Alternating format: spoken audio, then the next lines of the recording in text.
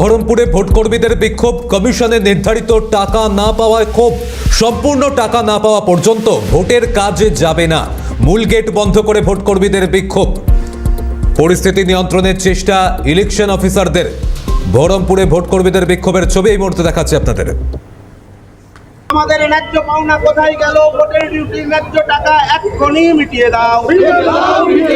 আমাদের ন্যায্য টাকা এক্ষুনি মিটিয়ে দাও।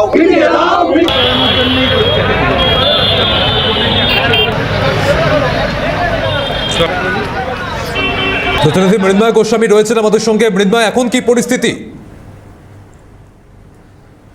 সম্ভবত যোগাযোগ বিচ্ছিন্ন হয়েছে। আপনাদের এই মুহূর্তে যে ছবি দেখাচ্ছি, ভোট কর্মীরা তারা বিক্ষোভ দেখাচ্ছেন।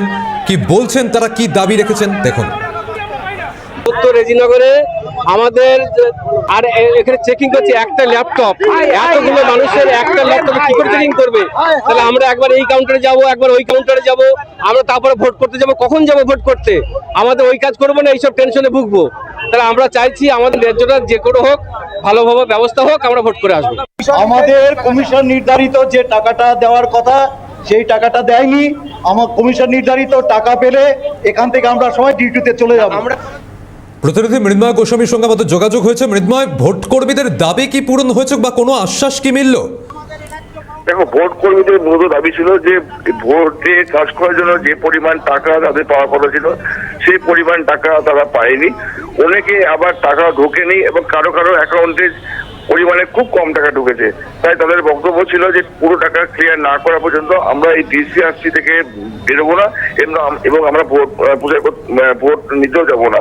এবং তারপর সেই মেন যে ওআইএমএ মাঠে যে ডিসিআরসি হয়েছে তার যে মেন গেট ছিল সেই গেটটা তারা বন্ধ করে দেয়।